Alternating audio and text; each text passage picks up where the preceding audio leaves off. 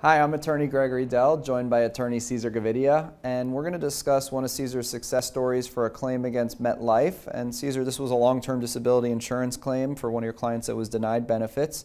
In this video, I want to talk about the background of the case, meaning what your client did, the disabling condition, why they were denied, and then provide some tips for claimants who have a Metlife disability policy that hopefully will help them with their claim in the future. So let's get right into the background of your particular claim.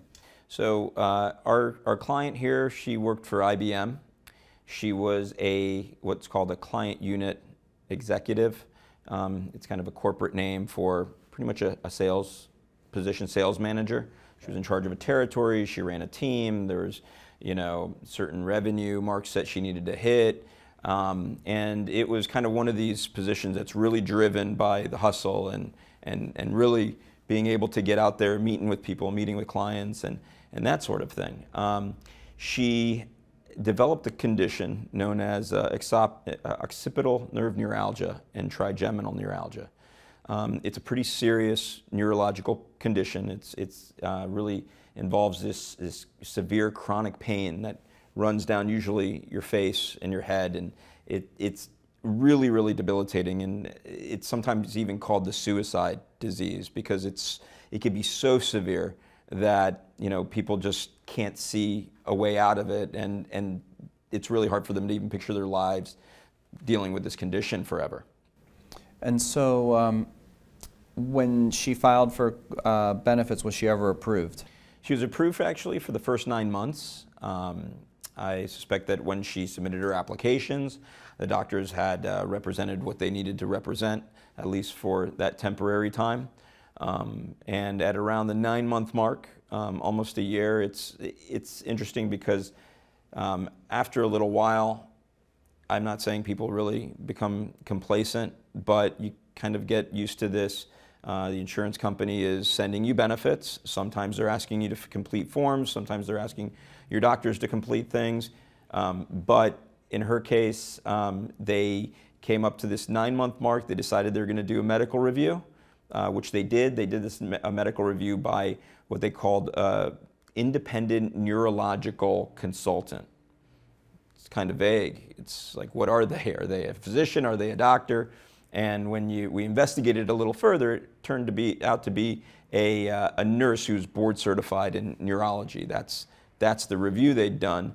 And basically what this nurse had determined was that she'd reviewed these records, or they'd reviewed these records, and found that there's, at least based on the objective tests, that the condition was objectively benign, and that her complaints of severe headaches were subjective. And on that basis, they terminated her disability claim.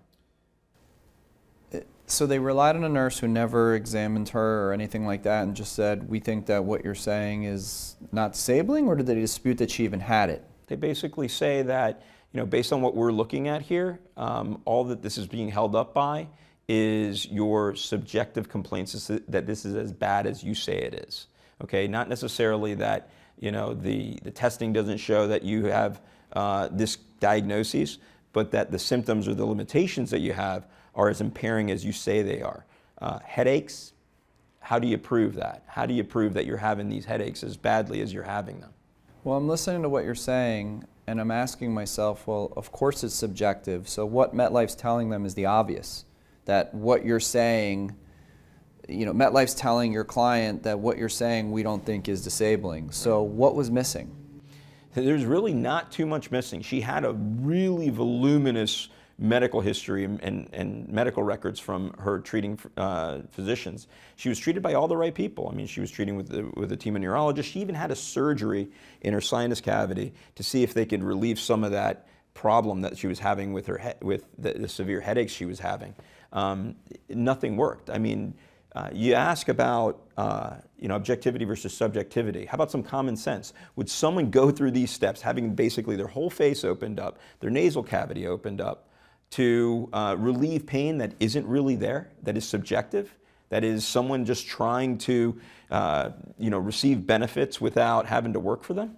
But what else did Metlife have beyond just the nurse? There had to have been something else as a basis to say, we don't think your subjective complaints match your limitations. Yeah, you would naturally think that they'd have something else, because it's pretty surprising, and really the word is unconscionable, that they would even make a decision based on just the opinion of a nurse, right? Over these doctors, board certified doctors.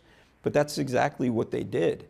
And really the objective basis here, you want to talk about there's a lack of objectivity? I'd say there's a lack of objectivity on Metlife's part. Their opinion's completely subjective. Everything that they've done in terms of their review is completely subjective. But basically what they rely on is that the disability claim, the burden's always on them. It's always on them to prove the disability. It's always on them. So Metlife doesn't have to prove that there's any objectivity to their opinion or to their review. They just have to say that there isn't any to yours. So what was your strategy on appeal, and what did you do? So I felt really confident here that in terms of the medical records and her doctors, because her doctor support was really so strong. She had all the right people, board certified neurologists, her primary doctors, everyone lined up and ready to support her. So what we did was we produced customized opinion forms and claim forms that we had drafted, that her doctors had completed, really describing the extent of the problems she was having, the treatment she'd sought, really, and the prognosis that she was expected to have, the limitations as they relate to, performing in her occupation, which is a really demanding occupation, and I would argue also a physical one. So that was a primary focus. I didn't think that we really, in this particular case, besides that, we also had her impact statements from herself and her daughter to add this kind of personal tone to the claim, and really in her terms, because I felt that this is so legitimate, so valid, and her complaints were just being completely ignored and blown off because of this opinion by really an unqualified consultant, that I thought it was important to really provide that perspective. Now, I know you also had her keep a daily pain journal. How was that helpful as well?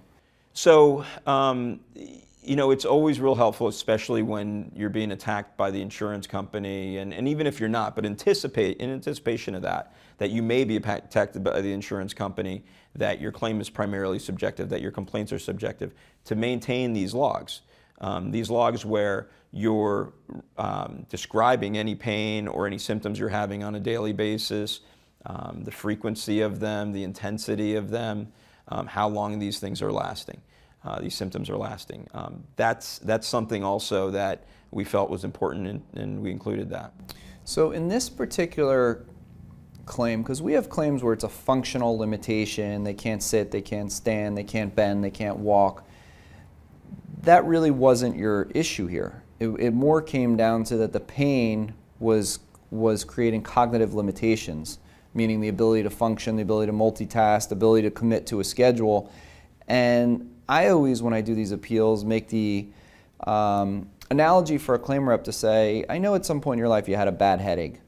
And when you had that really bad headache, or you had an episode of dizziness or something like that, how were you able to focus and do your work? How were you able to read whatever documents you had to, speak to a doctor, speak to a coworker, speak to a claimant or whatever it is, and then move on to the next project, then the next project, and then return the 10 phone calls that you had?